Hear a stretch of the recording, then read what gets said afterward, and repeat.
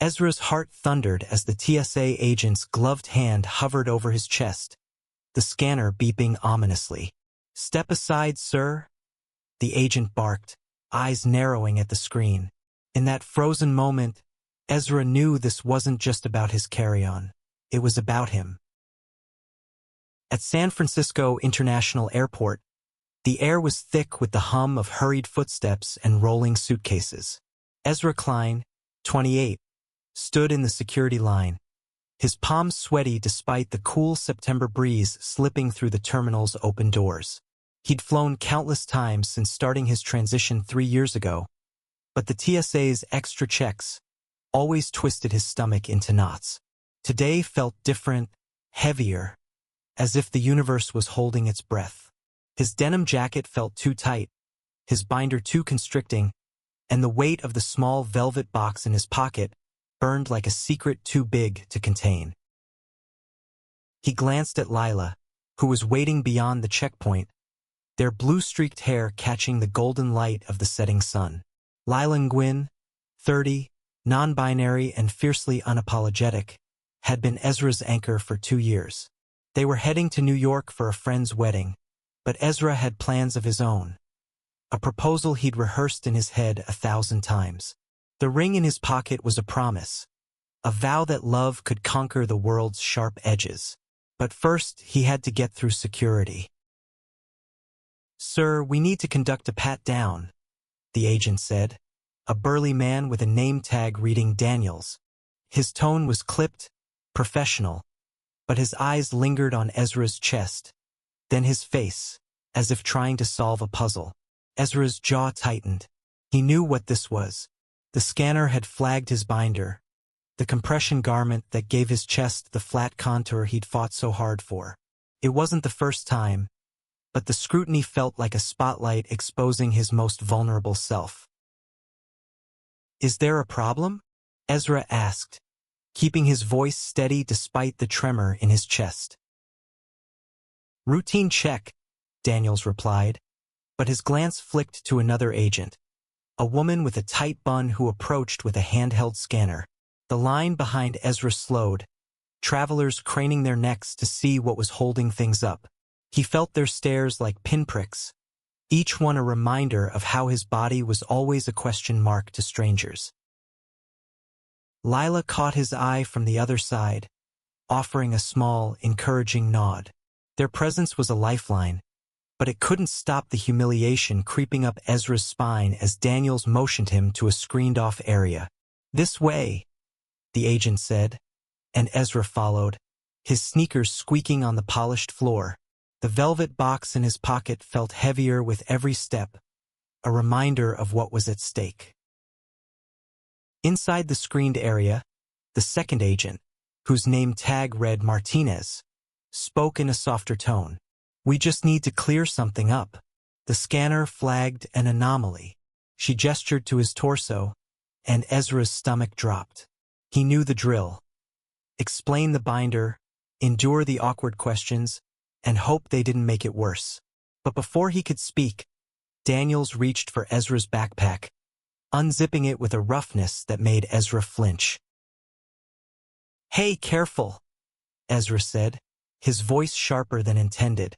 The backpack held more than clothes and toiletries.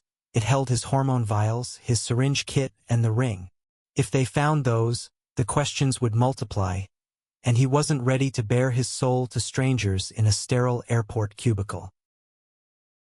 Daniels ignored him, pulling out a small plastic case. "What's this?" he asked, holding up the kit with Ezra's testosterone vials. His tone wasn't curious.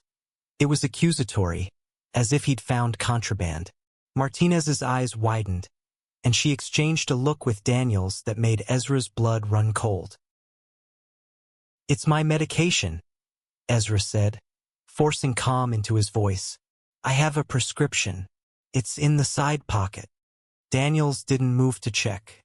Instead, he set the case down and reached deeper into the bag, his gloved hands brushing against the velvet box. Ezra's heart stopped. Not that. Not now. He could picture it. The ring tumbling out, the proposal he'd planned under a New York sky ruined in a fluorescent-lit security check. He opened his mouth to protest, but Martinez cut him off. "We need to verify this," she said, holding the plastic case. "You'll need to come with us." Ezra's mind raced. This wasn't just a pat-down anymore. They were escalating, and he didn't know why. He glanced at Lila, who was now pacing near the checkpoint, their hands stuffed in their cardigan pockets, worry etched across their face. Ezra wanted to shout that he was fine, that this was just a misunderstanding, but the words caught in his throat. The agents led him toward a small office, the door clicking shut behind them, and Ezra felt the walls of his carefully built life start to tremble. Inside the office, the air was stale, the fluorescent lights casting harsh shadows. Daniels placed the plastic case on a metal table, alongside Ezra's backpack. "Explain this," he said, pointing to the vials. His tone suggested Ezra was hiding something dangerous, not carrying life-saving medication. "It's testosterone," Ezra said, his voice steady but low. "I'm transgender. It's prescribed by my doctor. The paperwork's in the bag." Martinez opened the side pocket, pulling out a folded sheet of paper. She scanned it, her expression unreadable, while Daniels kept his eyes on Ezra, as if waiting for him to crack. The silence was suffocating, broken only by the faint buzz of the lights and the distant hum of the airport outside. Ezra's thoughts spiraled. What if they didn't believe him? What if they confiscated his meds? What if they found the ring and turned his private moment into a public spectacle? After what felt like an eternity, Martinez nodded. "The prescription checks out," she said, but her tone was cautious, as if she wasn't fully convinced. She handed the paper back to Ezra, but Daniels wasn't done. He reached into the backpack again, and this time, his fingers closed around the velvet box. "What's this?" he asked, holding it up. The small black box looked innocuous in his large hand, but to Ezra, it was a grenade. His pulse pounded in his ears. "It's personal," Ezra said, his voice barely above a whisper. "Can you just put it back?" Daniels raised an eyebrow, flipping the box open. The ring glinted under the harsh light, a simple silver band with a single sapphire, chosen because it matched Lila's eyes. Ezra's chest tightened. This wasn't how it was supposed to happen. He'd imagined proposing on a rooftop in Brooklyn, with the city skyline as their backdrop, not in a cramped TSA office with two strangers dissecting his life. Martinez's expression softened, just for a moment. "Engagement ring?" she asked, her voice quieter now. Ezra nodded, unable to speak. He felt exposed, raw, as if his heart had been laid bare on that metal table. Daniels closed the box and set it down, but the damage was done. The moment felt tainted, and Ezra's carefully planned future seemed to teeter on the edge of ruin. "We're not done," Daniels said, his tone still hard. "We need to run a full check on your bag, and you'll need to answer some questions." Ezra's knees weakened, but he stood tall, refusing to let them see him break. He thought of Lila waiting outside, of the life they'd built together despite the world's judgments. This was just another hurdle, he told himself. But as Daniels began pulling more items from his bag, Ezra couldn't shake the feeling that this routine check was about to unravel everything he held dear. Ezra sat on a cold metal chair in the TSA office, his hands clasped tightly in his lap to hide their trembling. The room felt like a cage, its gray walls and flickering fluorescent lights amplifying his unease. Daniels stood by the door, arms crossed, while Martinez sifted through Ezra's backpack with methodical precision, each item laid out like evidence in a trial. The velvet box with the ring sat untouched on the table, but its presence loomed large, a silent reminder of the moment Ezra had planned to share with Lila, now at risk of being reduced to a footnote in this ordeal. Outside, Lila paced the terminal, Their phone clutched tightly as they typed a furious message to their friend Marisol, who was waiting at JFK in New York. Ezra's stuck in security. They're giving him a hard time. Again.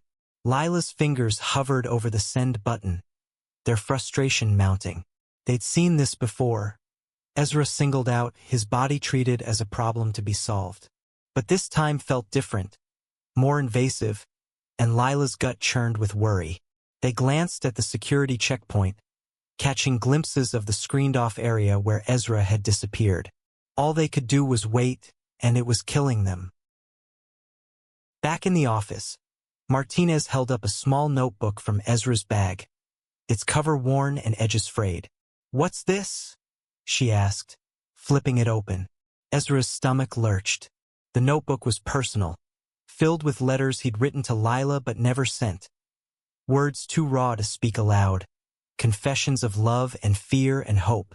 He'd planned to read one aloud during the proposal, a moment meant for just the two of them.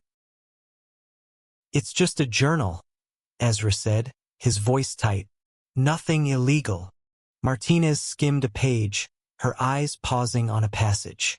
She didn't read it aloud, but her expression shifted. Less suspicion, more curiosity. "You write a lot," she said, almost to herself, before setting the notebook down. Daniels, however, wasn't as easily swayed. He leaned forward, his voice low and pointed. "We're not here to play games," he said. "If there's anything else in this bag we need to know about, you'd better tell us now." Ezra's patience snapped. "I've told you everything. My meds are prescribed. The ring is just a ring.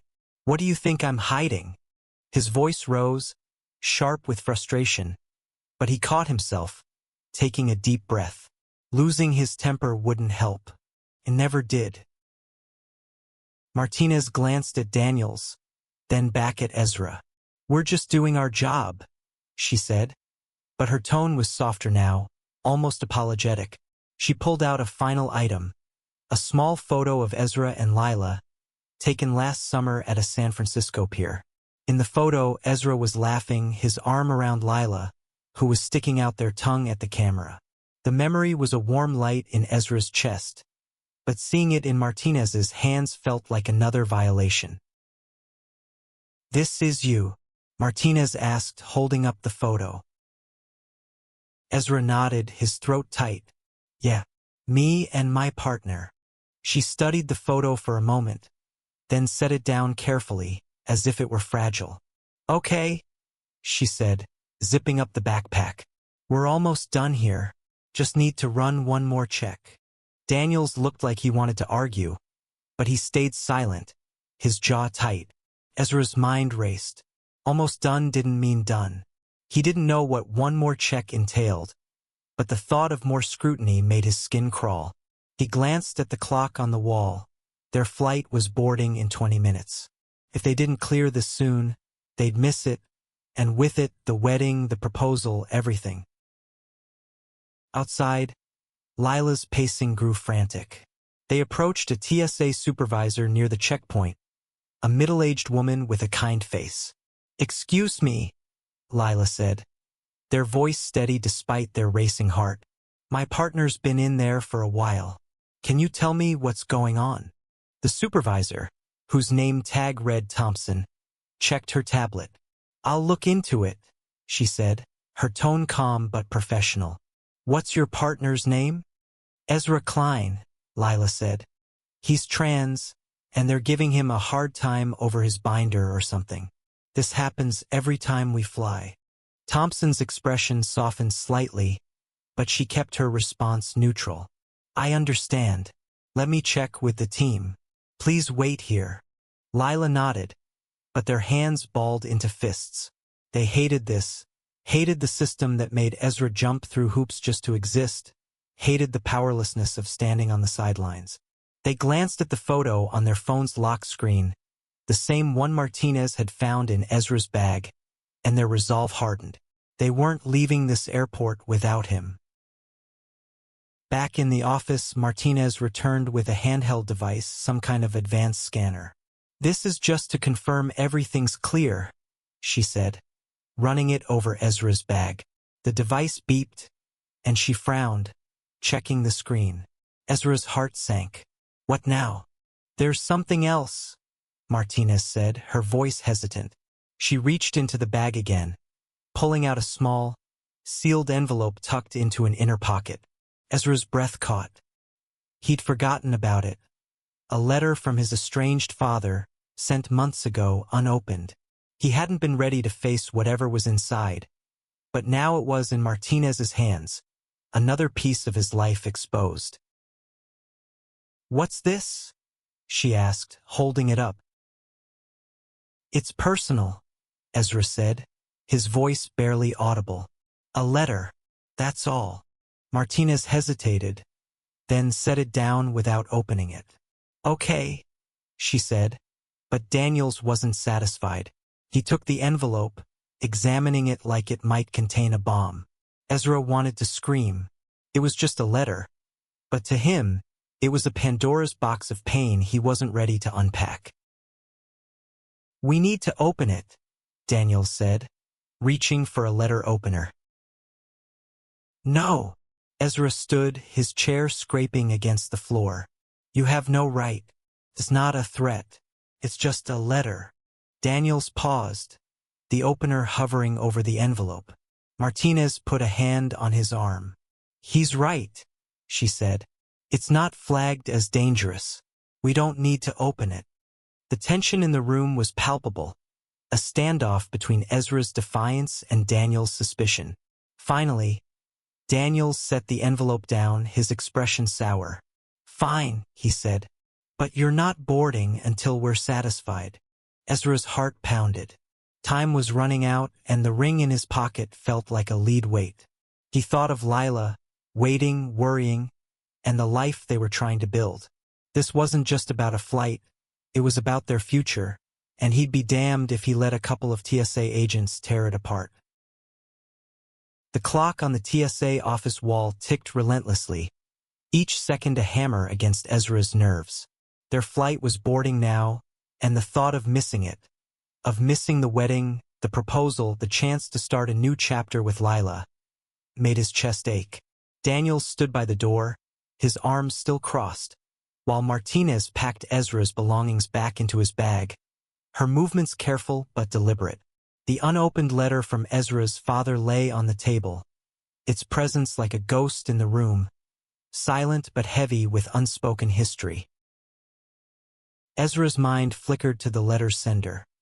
His father, Richard, who hadn't spoken to him since the day Ezra came out as trans.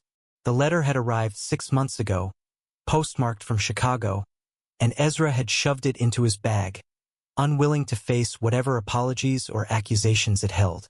Now it was another piece of his life under scrutiny, and the irony wasn't lost on him.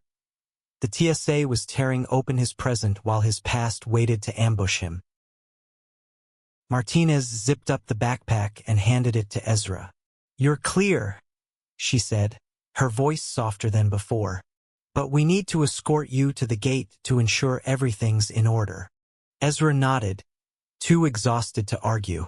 He slung the bag over his shoulder, the weight of the velvet box in his pocket grounding him. He just needed to get to Lila, to see their face and know this nightmare was almost over. But Daniel's stern gaze followed him as they left the office, a reminder that he wasn't free yet. Outside, Lila was waiting near the checkpoint, their eyes lighting up when they saw Ezra emerge. They rushed forward, ignoring Thompson, who was still nearby, and pulled Ezra into a tight hug. "Are you okay?" Lila whispered, their voice trembling with relief and anger. "What the hell did they do to you?" "I'm fine," Ezra lied, his voice muffled against their shoulder. He wanted to tell them everything, the ring, the letter, the humiliation. But not here, not with Daniels and Martinez trailing behind like guards. "Let's just get to the gate." Lila pulled back, searching his face. "They didn't hurt you, did they?" Ezra shook his head, but the truth was more complicated. The hurt wasn't physical. It was the slow erosion of dignity, the way every question and glance chipped away at his sense of self. He took Lila's hand, their fingers intertwining, and they walked toward the gate, the agents following at a distance. The terminal was a blur of faces and noise, but Ezra felt Lila's presence like a shield. They didn't let go of his hand, even as they navigated the crowded concourse, their steps synchronized. At gate 17, the boarding line was thinning, passengers funneling onto the jetway. Ezra's heart lifted slightly. They might make it after all. But Daniels wasn't done. "One more thing," he said, stopping them just short of the gate.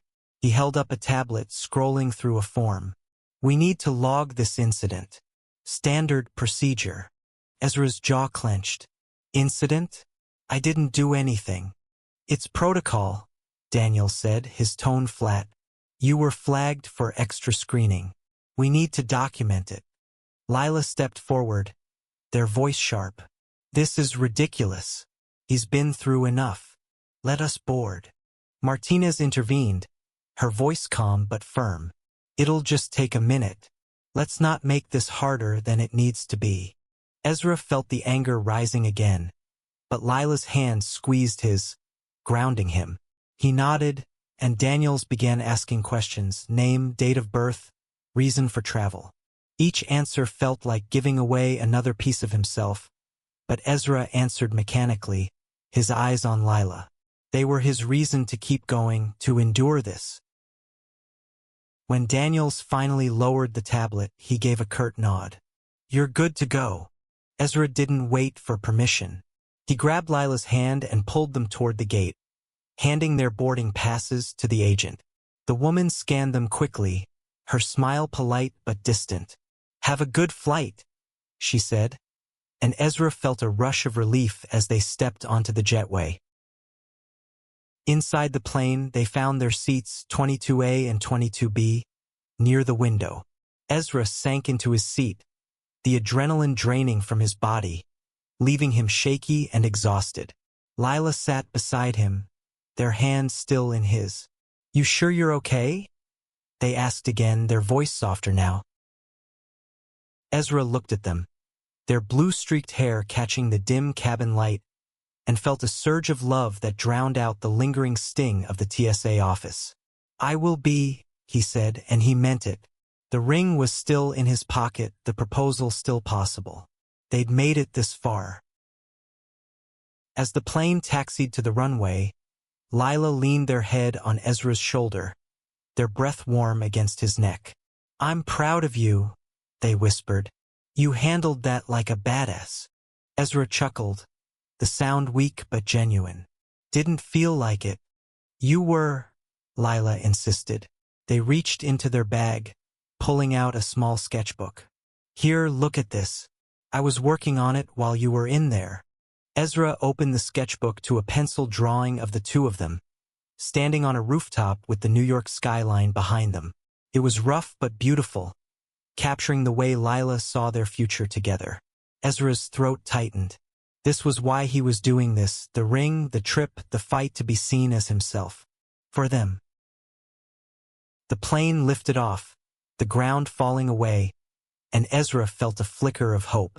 But in his bag, the unopened letter from his father still waited, a shadow he couldn't outrun. He didn't know what it said, but he knew one thing. Whatever was inside, he'd face it with Lila by his side. The hum of the plane's engines was a steady comfort as Ezra stared out the window, the clouds below glowing orange in the fading sunset. Lila dozed beside him, their sketchbook open on their lap, the drawing of their imagined New York moment a quiet promise. Ezra's fingers brushed the velvet box in his pocket, its weight both a burden and a beacon. The TSA ordeal had shaken him, but it hadn't broken him. Not yet. He glanced at the backpack stowed under the seat, where his father's unopened letter lay like a ticking time bomb. He wasn't ready to open it, but its presence gnawed at him, a reminder of the family he'd lost and the one he was trying to build. In New York, their friend Marisol was waiting at JFK, probably pacing as much as Lila had been. Marisol, a 32-year-old queer woman with a knack for throwing extravagant weddings, had insisted Ezra and Lila attend her ceremony. "You're my chosen family," she'd said over a video call months ago, her eyes bright with tears. "I need you there." Ezra hadn't hesitated to say yes, but now, after the airport, he wondered if the universe was trying to tell him something. Lila stirred, their eyes fluttering open. "You're thinking too loud," they teased, nudging his arm. "What's going on in that head of yours?" Ezra hesitated, then pulled out the photo from his backpack, the one Martinez had held, of them at the pier. "Just this," he said, handing it to Lila. "It got me through today." Lila's expression softened as they traced their finger over the photo.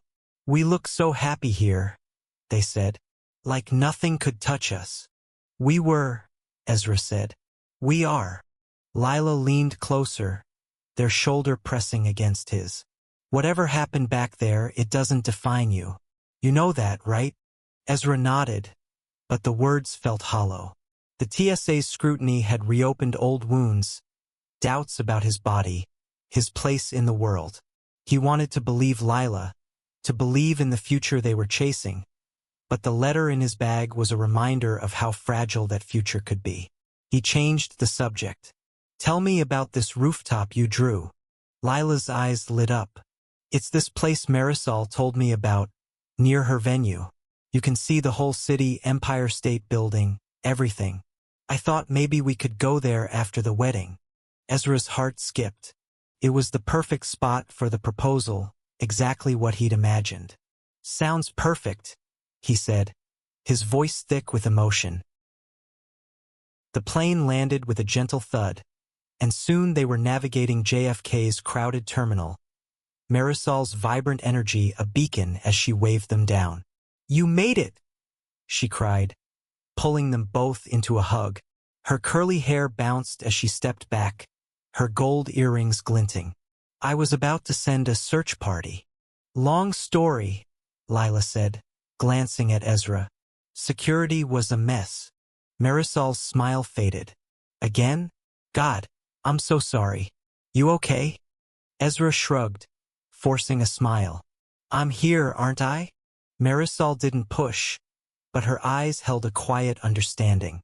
She led them to her car, a beat-up hatchback parked in the airport garage, and soon they were weaving through New York's neon-lit streets. The city felt alive, pulsing with possibility, and Ezra let himself hope again. Maybe this was a fresh start. At Marisol's Brooklyn apartment, they settled in, the space warm with fairy lights and eclectic art. Marisol poured wine, and they toasted to love, to resilience, to making it through. But as the night wore on, Ezra's thoughts kept drifting to the letter. He excused himself to the bathroom, taking his backpack with him. Alone, he pulled out the envelope, its edges creased from months of being ignored. His father's handwriting stared back at him, formal and unfamiliar. He tore it open before he could change his mind. The letter was short, written in black ink on plain paper. "Ezra, I've been a coward. I didn't understand you, and I let that drive us apart. I'm sorry. I don't expect forgiveness, but I'm trying to learn. If you're ever ready to talk, I'm here." "Dad." Ezra's hands shook as he read it again. "Sorry." The word felt too small for the years of silence, the rejection that had cut deeper than any knife. But it was something, a crack in the wall between them. He stuffed the letter back into his bag, his emotions a tangled mess. He wasn't ready to forgive, but the letter shifted something inside him, a flicker of possibility he hadn't expected. Back in the living room, Lila and Marisol were laughing over a story about Marisol's wedding planner. Ezra joined them, sitting close to Lila, their warmth grounding him. He didn't tell them about the letter, not yet. But as Lila's hand found his, he felt a quiet strength. Tomorrow was the wedding, and after that, the rooftop. He'd propose, and no matter what came next, his father, the world's judgments, or his own doubts, he'd face it with Lila. The Brooklyn rooftop was everything Lila had promised. The city skyline sparkled under a twilight sky, the Empire State Building aglow in the distance. Marisol's wedding had been a whirlwind of joy, tears, laughter, and dancing under string lights. And now, with the celebration behind them, Ezra and Lila stood alone on the rooftop, the air cool and electric with possibility. Ezra's heart pounded, the velvet box in his pocket a steady reminder of what he was about to do.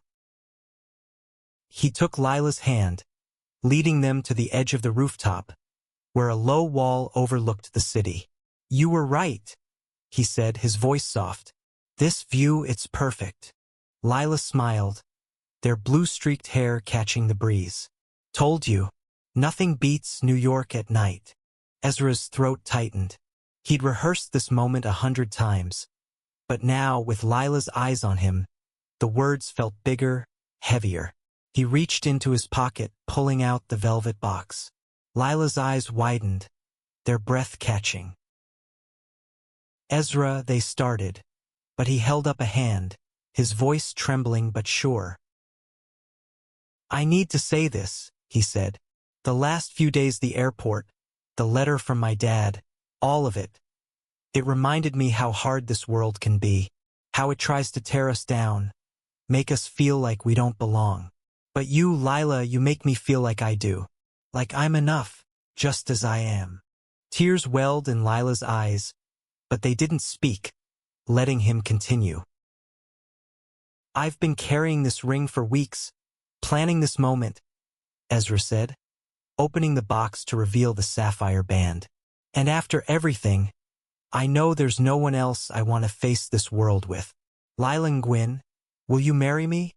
Lila's laugh was half a sob, their hands covering their mouth. "Yes," they whispered, then louder, "Yes." They threw their arms around Ezra, pulling him close, their lips finding his in a kiss that felt like a vow all its own. The city hummed below, but for that moment, it was just them, two hearts defying the odds.